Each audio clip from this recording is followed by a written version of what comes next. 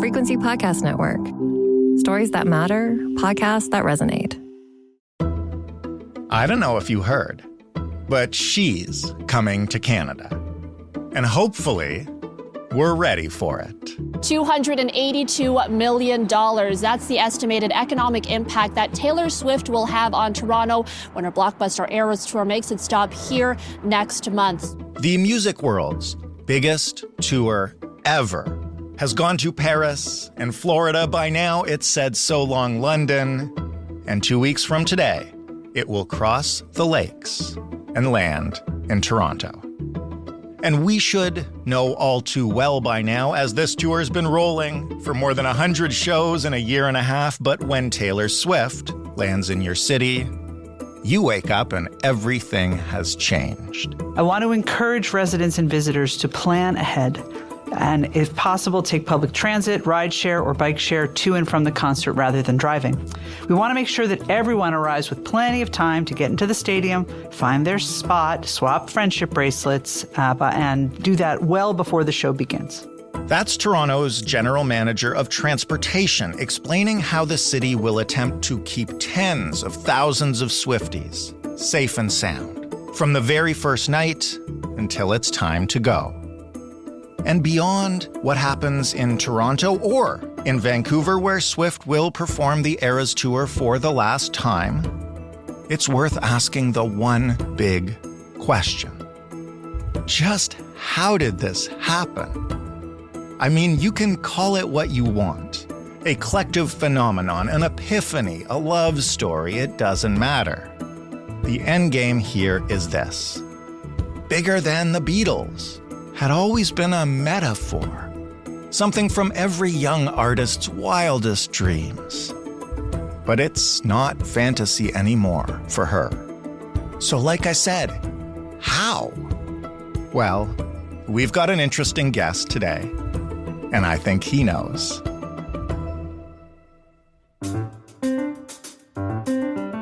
I'm Jordan Heath Rawlings. This is The Big Story. Rob Sheffield is an American music journalist and the author of Heartbreak is the National Anthem, How Taylor Swift Reinvented Pop Music. Good time for a book on Taylor. Rob, welcome to the show. Thank you so much. Why don't we start with this? Because I'm speaking to you from Toronto, where we're just a couple weeks away from the Eras Tour, coming here for 6 nights. After that, I believe she's going to Vancouver for a number of nights. When the Eras Tour rolls into a city like Toronto, what do we know about what that means economically for wherever she's landing on a given night? It means that that city, whatever it might be, the other 364 days of the year, it means that that city is the epicenter of the Taylor universe. And it transforms economies. It turns the entire town into a town that is crawling with people who've traveled to the show from all over the world. And it's an exciting thing to happen to any city. Do we have any figures that can tell us sort of, it's worth X millions of dollars for the city? I know the city likes to obviously tout that it's going to be an economic windfall for them, but I guess I'm just trying to quantify that. Different cities give different figures, but for New Orleans and Miami, the last couple of weekends, it was north of 100 million. Wow. And that is just for, I guess, a few shows? I know 6 is a lot, right? 6 is a lot, yes. Those were just 3 apiece, and they brought that kind of juice into the economy just because this is unlike anything else in pop culture right now or ever. There's never been a tour quite like this one with the sustained mania of it. And what kind of security measures are we talking about here? I know that there was at the very least a serious threat in one city and maybe others. How tight is this tour locked down? Yeah, well, there were these shows in Vienna last summer that were canceled because of a threat. That's the only one that's been canceled because there was a terrorist threat. The security is generally really mellow. Obviously, Swifties are not people who are out there trashing windshields or, looting grocery stores. They tend to be music fans, and it's not really a rowdy or druggy or violent scene, to say the least. Right. In terms of security, the main issue seems to be people crowding outside the stadium hearing shows in the parking lot. And some cities have had to actually restrict the cars going into the parking lot to people who actually do have tickets, because a lot of people just show up just to listen outside the venue and sing along. Like on those old Neil Diamond live albums where there'd be people up in the trees outside the arena and he'd say, "Bless you, tree people, I'm singing to you too." And that's very much the phenomenon at a Taylor Swift show. My sister went to a few of the shows in Boston, just dropping them off and just staying in the parking lot and, dancing and listening with the other moms. You mentioned that there's never really been anything before quite like this tour. Can you give us a sense of why that is and how it compares to previous or contemporary world tours, even by huge bands? And, here we're probably talking about like the Beatles and the Stones and Springsteen or U2. I'm not sure, but I mean, you're kind of the music historian. Where does this stack up and what's different about it?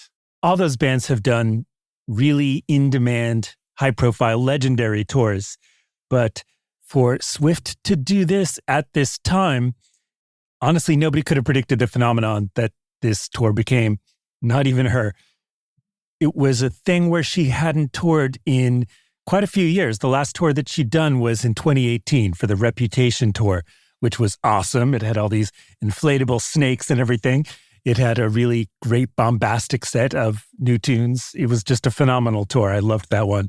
And after that, she was planning to just do a couple of shows in 2019, her Lover Fest, but those shows didn't happen because of the pandemic. They were scheduled for the summer of 2020, and they simply did not happen because of the pandemic. And so she hadn't toured when she began the Eras tour. This was 5 years after her previous tour. She'd released 4 albums in that time, and nobody knew how she was going to cram all these new songs into one set. So she just decided to do the Eras tour, where she's doing parts of all the different albums and eras of her career and just making it a super long show. So it's unprecedented. There's never been something quite like this. What about the scale of it in terms of how long it's lasted, how many fans, and, just for myself, seeing an artist able to do like 6 nights in a row in the biggest stadium in the country is pretty impressive. But how does that compare to what other artists can do or have done? Well, it's very similar to a Springsteen tour, very similar to a Springsteen show, to tell the truth, in terms of that connection she makes with the crowd and also with the sort of fanaticism with which people attend the shows, but also with the marathon nature of the show. I mean, Taylor and Springsteen are the only people I've seen lately doing 4-hour shows. It's, and The Cure, I guess. But that level of fanaticism, at the first time I saw Taylor Swift, it really did remind me of seeing Springsteen, except if Springsteen was a teenage girl. And it very much had that sort of energy.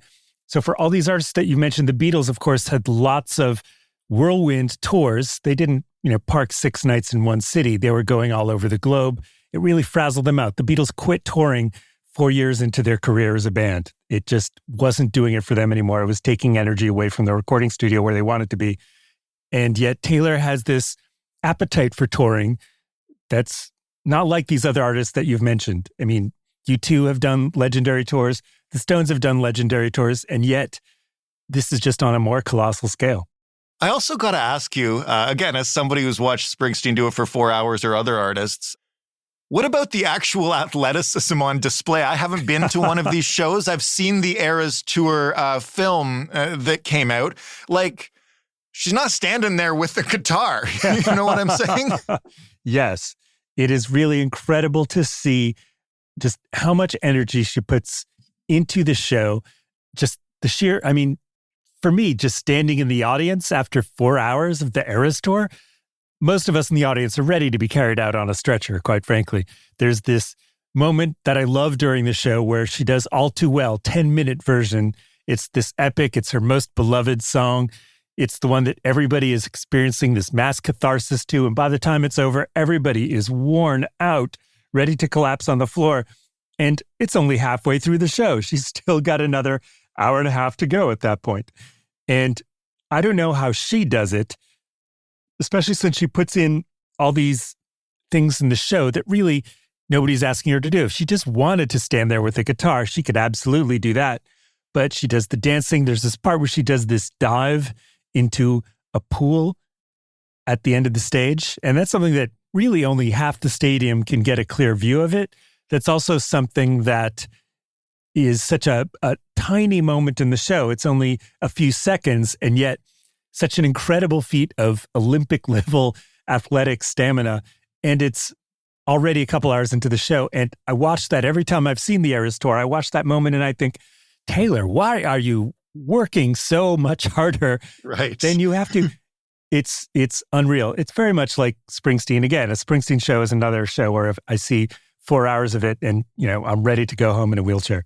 I want to ask you now about sort of the broader thesis of your new book. And this is coming from a standpoint of, a non-Swiftie or a casual Swiftie at best. And for everybody else who's kind of not been involved with it, but has looked at this phenomenon, how did it happen? Like, how did she go from, a genuine big country pop artist, like certainly somebody who was a force in music, to whatever this has become? Like, was there a tipping point where that exploded? Like, what happened here? I guess I'm asking you.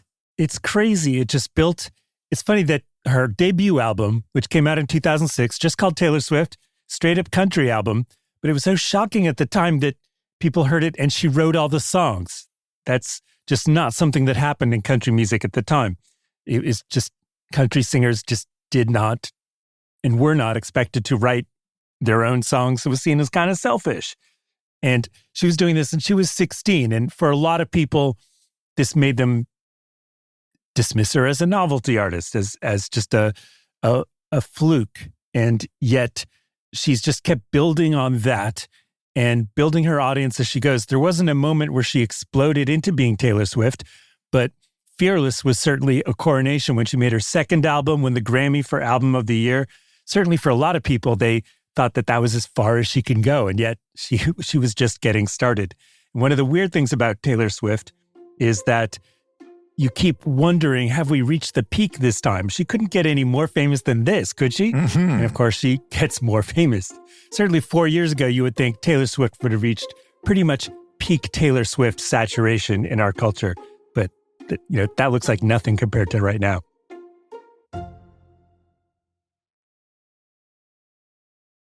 How has her music evolved over this time? And again, as somebody who is a casual listener of her music, this is kind of the thing that most fascinates me about her.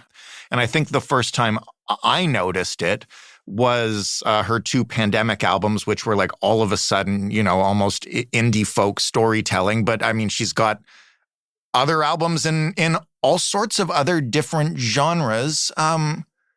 Where does that come from in her, and why is she like this, for lack of a better term? That's a very good question. Honestly, why is she like this is in so many ways the fundamental question of listening to Taylor Swift. She doesn't have to do it this way. When she made Red, which was her 4th album, and that was when she was 23 years old when she made that album, and that came out in 2012. And that album was just a perfect summary of everything she'd tried to do up to that point. And it was perfect, mellow, soft rock kind of record. It was also a bit country. It was a bit pop. I thought, this is the ultimate Taylor Swift album. This is the formula that she's been building toward all this time. And she could just keep making this album for the rest of her career. And of course, she hasn't made that one since. The next album she made was 1989, which was this totally synth pop record that sounded like the Pet Shop Boys. It sounded like Erasure. It sounded like Depeche Mode. It did not sound anything like Taylor Swift had done before. I remember listening to it for the first time and thinking, there's no banjo, there's no steel guitar. Why is she doing this? She's completely turning her back on everything that she spent all these years building. But she's that kind of artist. She's like a Bowie or a Prince or a Neil Young, who is just always going to reject the obvious successes and go somewhere new next time. So she went from being straight up country star to making this mature adult country rock pop hybrid. Then she went into synth pop. Then she went into Reputation, which is really kind of an industrial album. I know that's one that's near and dear to your heart. But that's her most... That's my daughter's favorite album. She's dressed up today as Halloween as Reputation-era Taylor Swift. And as you might imagine, this is how a 40-something-year-old man becomes a Swiftie. That's usually the gateway.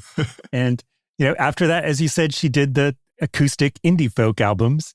She goes with these different musical passions that consume her, and it makes it impossible to guess her next move. I've been writing about her in Rolling Stone magazine since she began. So I've been covering Taylor Swift for 18 years at this point.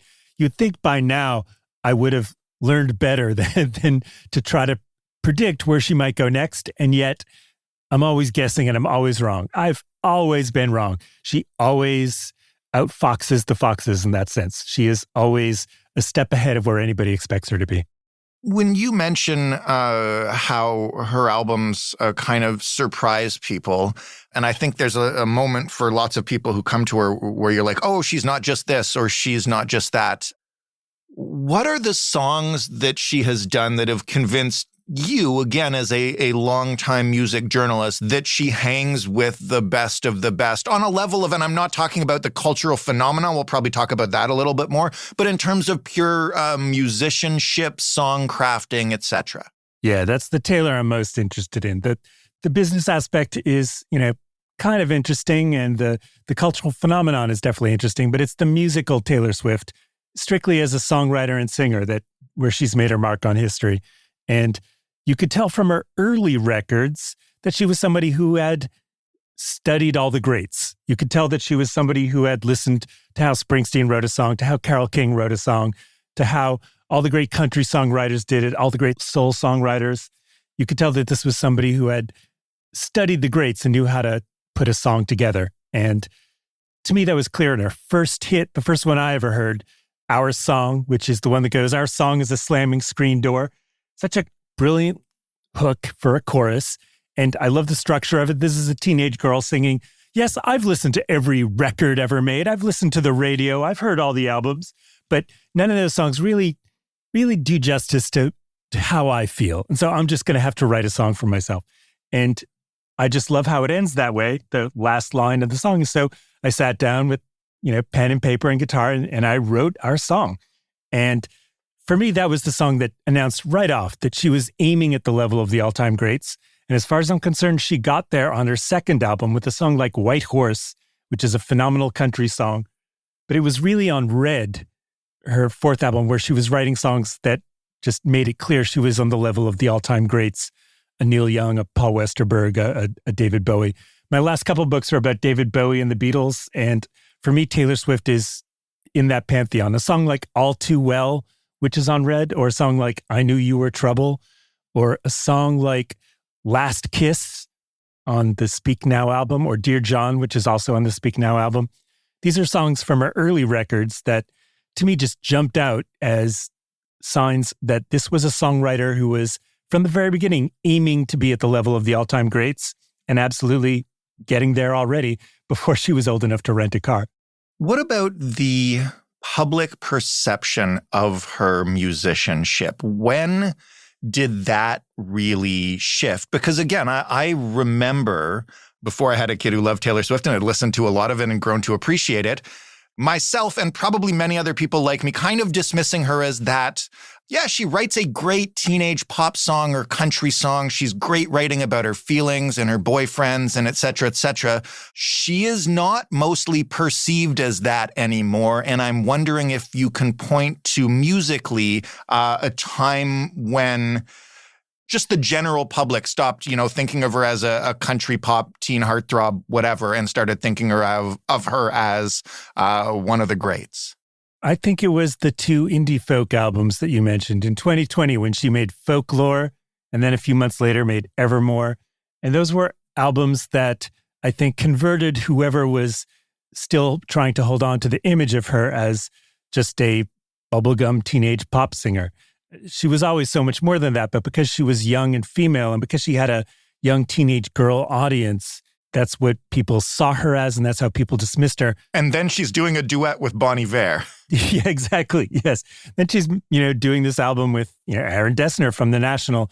She is someone who had already achieved that level of artistry, but those albums, Folklore and Evermore, those were the ones that made it clear to any skeptics that she was a serious songwriter and that it really was all about the songs. It was not about the pop phenomenon or the hype or anything like that, but that she was writing songs like, you mentioned her Bon Iver duet, Exile, which is a phenomenal song, August, Mirror Ball, Seven. These are, to my mind, some of the greatest songs written in this century. I mean, I will say as a former skeptic who may have been impressed with her music, but not to my taste or whatever, it was The Last Great American Dynasty where I was like, holy shit, that's an incredibly well-written song, like just from the storytelling of it. Yeah. And it all started to kind of click for me. But I want to ask you lastly about the phenomenon of connection with her fans, because this is another thing that at least I don't think I've seen very often before, just like the level of incredible devotion to everything about her, right? From the friendship bracelets to the trying to find all these hidden coded messages and songs to the online army literally ready to decimate anyone. That's why I'm speaking very nicely right now. Where does that fierce connection come from? How has she built that? It's wild that it comes from, she writes these songs that seem really personal and often very lonely, often songs that are very sad, hitting us in very lonely places. A song like Seven, that song just destroys me. A song like Enchanted, that song just destroys me. And yet she makes these songs sound universal at the same time. So you have that sensation of listening to a song like one of my favorites on Folklore is My Tears Ricochet, which is a very sad, gloomy song sung from beyond the grave to the lover she left behind. And to stand in a stadium with 60,000 people all singing that song is so surreal.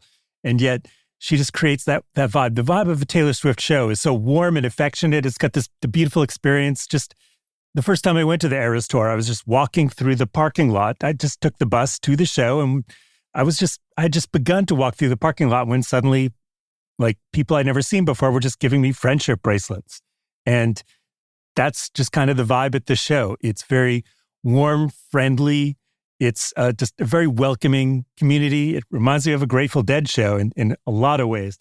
That kind of tribal connection and the way that people just embrace each other and embrace being part of this community. When she just played Dublin this summer and U2 sent her flowers, and there was a card from Bono that just said, "Welcome to Dublin, please leave some of it standing."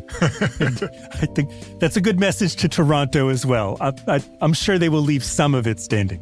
Amazing. Rob, it's been a pleasure. Thank you again. Thank you so much. Rob Sheffield, the author of Heartbreak is the National Anthem, How Taylor Swift Reinvented Pop Music. And that was the big story. I hope you had fun with us. Hope you like Taylor Swift by now. If you don't, you probably turned this off a long time ago.